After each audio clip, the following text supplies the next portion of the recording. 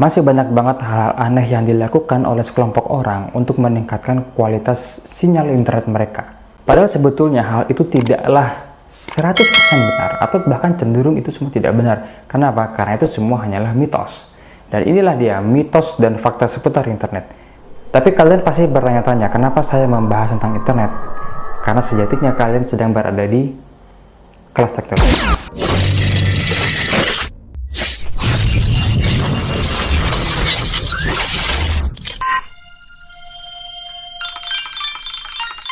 Hai, welcome back to Pawin Class. Saat ini kalian sedang berada di kelas teknologi. Dan langsung aja akan saya bahas mengenai mitos dan fakta seputar internet. Yang pertama. Untuk yang pertama kali ini banyak sekali orang merasa kalau mereka itu naik ke tempat yang lebih tinggi bisa mendapatkan sinyal yang lebih kuat. Sebenarnya itu bukanlah suatu hal yang 100% benar.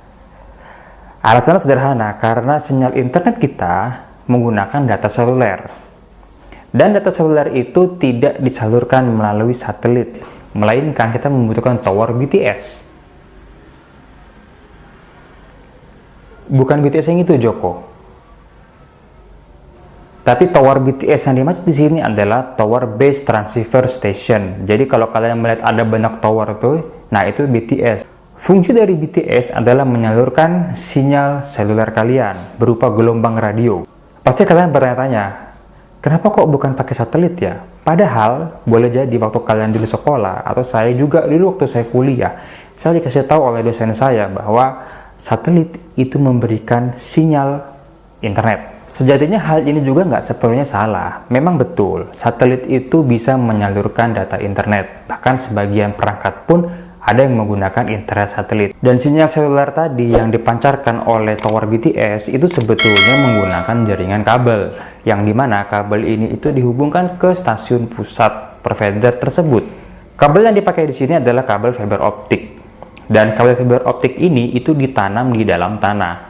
Meskipun dia melalui lautan, itu pun juga ditanam di dasar laut. Dan sebetulnya kenapa sih kok tidak menggunakan satelit, tapi memilih untuk menggunakan kabel, lalu dipancarkan oleh tower BTS? Saya kasih tahu ke kalian bahwa ada yang namanya satelit geostasioner. Satelit geostasioner ini itu berada di garis khatulistiwa bumi. Dan jaraknya itu sangat jauh, sekitar 36.000 km dari permukaan bumi. Kebayangkan kalau kalian sedang menonton video ini, dan ketika kalian menginginkan video ini, kalian harus merequest dulu ke sumber data atau server dari YouTube. Jadi akan saya berikan ilustrasi seperti ini.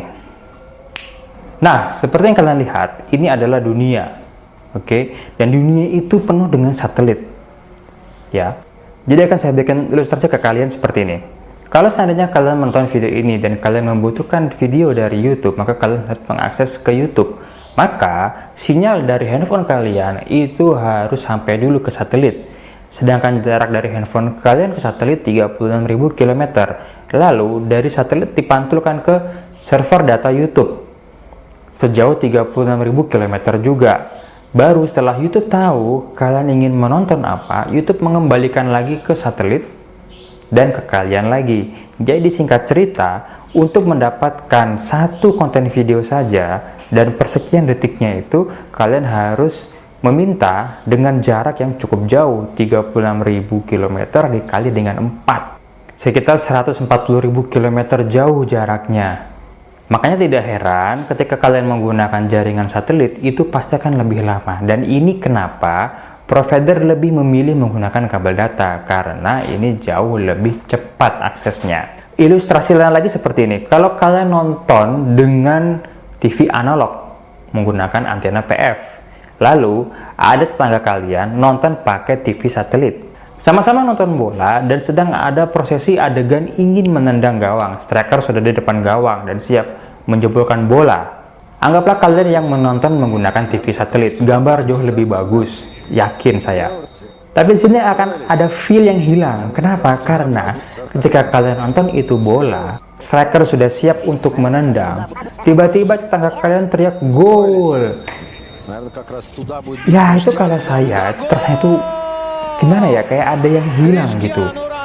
Kita sudah menantikan ingin gol, kita lagi gemes-gemesnya. Apakah ini gol atau enggak? kita lagi deg-degan ya kan, apalagi itu tim favorit kita tiba-tiba kedenger gol. Ya gimana? Rasanya kan pasti nggak enak gitu. Wah, ini gol apa enggak? Nggak tahu gol. Dan kita tahu dulu itu gol, baru lihat asli gambarnya.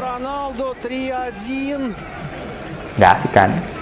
Ya begitulah kira-kira penggambaran kalau kalian seandainya menggunakan data satelit atau menggunakan internet satelit. Jadi tolong jangan dilakukan lagi kalau kalian ingin mendapatkan sinyal data seluler yang bagus, kalian harus naik ke atas. Apalagi ada yang bilang misalnya lagi naik ke gunung, itu udah pasti nggak akan dapat sinyal karena di gunung sana itu nggak ada tower BTS, langka banget, hampir-hampir nggak ada. Coba deh kalau kalian lagi main ke gunung atau ke daerah bukit yang lebih tinggi, pasti cenderung susah sinyal kan? Ya karena emang di sana langka ditemukan tower BTS. Berikutnya yang kedua mengenai mitos dan fakta seputar internet. Yang ini saya nggak bisa bilang suatu kebohongan atau suatu kebetulan. Maksudnya suatu hal yang benar atau suatu hal yang salah. Karena memang nggak dipungkiri banyak orang itu ketika memilih salah satu provider mana untuk bisa memberikan mereka layanan internet, mereka pasti cenderung akan mencari speed yang lebih kencang, yang lebih tinggi. Dengan hal yang mereka ketahui adalah Mbps, Gbps, Kbps, dan sejenisnya. Sebetulnya apa sih itu? Singkat cerita, speed BPS itu adalah melambangkan besarnya jalur atau besarnya jalan yang akan dilalui oleh data yang nantinya akan sampai ke tempat kalian, yaitu ke gadget atau ke handphone dan sebagainya. Ilustrasinya seperti ini, kalau ada jalan tol dengan 7 jalur, itu pasti kalian berpikir, wah ini gede banget nih jalanannya, pasti kalau saya bawa mobil satu kencang, lancar banget, ya kan? Itu betul, tapi belum tentu juga itu kencang. Hal pertama, jalanan itu dipakai oleh semua orang.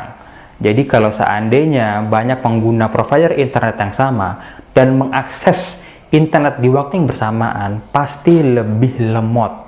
Kalau nggak percaya, kalian internet membuka YouTube misalnya di waktu dini hari, jam 1 pagi sampai jam 4 pagi misalnya, pasti lebih kencang ketimbang kalian buka jam 1 siang sampai dengan jam 3 siang atau jam 4 sore.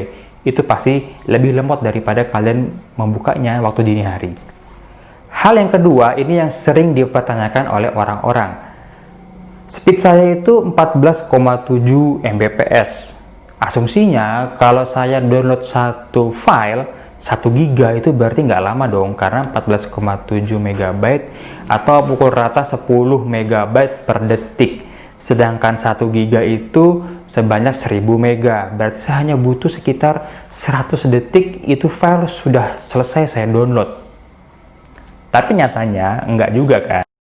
Ini saya jelasin. Jadi ketika mereka membuat iklan dengan jargon 14,7 Mbps atau berapapun itu Mbps-nya, mereka menggunakan huruf B yang kecil. B kecil itu melambangkan satuan terkecil dari data digital. Data digital itu hanya ada angka 0 dan 1. Sedangkan bit itu hitungannya ada 8 urutan angka 0 dan 1 tadi.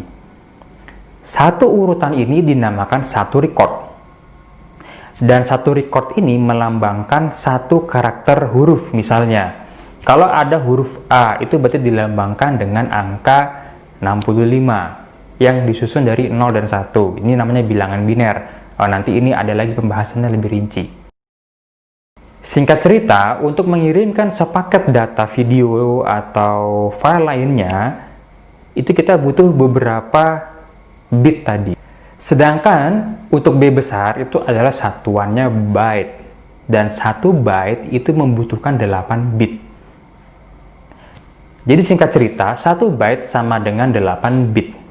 Jadi kalau seandainya ada kecepatan 14,7 Mbps, atau yang paling gampang simpel begini, misalkan ada speed 8 Mbps dengan B-nya kecil, berarti kecepatan aslinya dia hanya 1 MB per detik. Karena tadi 8 Mbps dibagi dengan 8, hasilnya 1 ya. 1 MB dengan B yang besar. Oke deh Pak Win, saya punya speed 8 Mbps. Dengan asumsi saya bisa mendownload file dengan kecepatan 1 MB per detik. Tapi kenapa juga saya udah download paket download manager kok speednya nggak nyampe 1 MB? Nah, inilah masuk ke mitos dan fakta yang ketiga. Orang mengira kalau mereka sudah pakai provider yang kecepatan yang tinggi, mereka menganggap ketika mengakses semua situs website itu memiliki kecepatan yang sama. Ya kayak tadi, misalnya kalian sudah punya speed real 1 MB per detik. Dan kalian menganggap kalau kalian mengakses semua situs website, kalian bisa mendapatkan speed yang segitu kencangnya. Tapi yang harus kalian ketahui, setiap website itu punya jalannya sendiri-sendiri. Jadi ilustrasinya begini, kalau kalian tadi sudah tahu bahwa provider internet itu atau layanan internet itu seperti jalan tol, nah ketika kalian mau mengakses website tertentu, itu sama saja kalian sudah keluar dari jalan tol tadi. Ketika menuju tempatnya tersebut, ketika kalian menuju website tersebut, setiap website punya jalurnya masing-masing. Dan tidak semua jalur itu sebesar provider yang kalian berikan. Saya kasih contoh, misalkan kalian mendownload dari tempat yang tidak premium misalnya, itu sudah pasti jalannya lebih kecil. Ya wajar aja dong, ya kalian mendapatkan layanan yang gratis, tapi pengen download yang kencang, ya nggak mungkin lah. Situs website tersebut pasti sudah memiliki 2 jalur, jalur yang premium sama yang gratisan. Nah kalau yang premium kan suka ada tulisannya itu speed sampai dengan sekian. Tapi kalau gratisan ya mentok-mentok segitu. Nah, jadi seperti itu. Jadi tidak semua situs website memberikan jalur yang sama besarnya dengan provider internet kalian. Jadi kalau kalian download tiba-tiba kok lemot banget, atau lagi streaming kok lemot banget padahal kalian masih bisa membuka website yang lain. Nah, alasannya karena itu tadi ya. Untuk mitos dan fakta yang berikutnya, yang keempat adalah VPN. Nah, biasanya nih buat kalian yang senangnya itu mengakses situs yang diblokir, itu menggunakan VPN bisa solusinya. Atau kayak kita kasih contoh, waktu itu pernah WhatsApp di Indonesia itu diblokir, ya kan? Dan banyak sekali orang akhirnya mendapatkan info, oh pakai VPN aja, nanti bisa websitenya dibuka, oh nanti bisa WhatsAppan lagi, dan seterusnya dan seterusnya. Memang itu betul. Jadi VPN itu singkatannya adalah Virtual Private Network. Jadi ada perusahaan-perusahaan berbasis jaringan, mereka memberikan layanan tadi dengan tanda petik private. Sebetulnya itu enggak private banget. Dan jarang saya temui ada VPN itu benar-benar 100% private. Yang bisa dijamin private hampir 100% itu hanya provider kalian. Nanti di video berikutnya saya akan bahas mengenai keamanan internet termasuk VPN ini. Jadi stay tune ya. Mitos dan fakta berikutnya yang kelima. Banyak orang bilang kalau seandainya hujan itu sinyal internet terganggu karena hujan, karena mendung. Ya, ini fakta. Ini betul. Karena begini, tadi saya sudah katakan bahwa sinyal internet itu menggunakan gelombang radio. Dan gelombang radio itu mereka membutuhkan media untuk sampai ke tempat kita, yaitu menggunakan udara. Nah, ketika udara ini dipenuhi oleh air, dipenuhi oleh awan, dipenuhi oleh debu, ya, otomatis perjalanan gelombang ini akan terhambat. Nah, itulah kenapa kalau lagi mendung atau lagi hujan, pasti sinyal internet kalian terganggu. Jadi benar sekali kalau hujan itu bisa mempengaruhi kualitas internet. Jadi kalau seandainya hujan, terus sinyal internetnya lemot ataupun hilang, kalian tidak usah marah-marah. Kalau lagi download tiba-tiba gagal, kalian udah sedih. Nanti kalau udah reda hujannya, kalian bisa download ulang. Nah, ketika hujan mendingan nyeduh teh sambil makan kue. Bila perlu, kalian bisa minum kopi dari Temanggung Super Coffee. Kopinya itu punya rasa otentik tembakau dan juga ada buah jeruk di dalamnya. Pokoknya enak deh. Buat yang belum subscribe, tolong jangan lupa klik tombol subscribe di bawah dan jangan lupa lonceng notifikasinya juga diaktifkan ya. Like video ini kalau kalian suka, komentar di bawah kalau kalian ingin tahu hal yang lebih lanjut mengenai teknologi, dan jangan lupa kalau video ini bermanfaat, bagikan ke teman kalian di luar sana.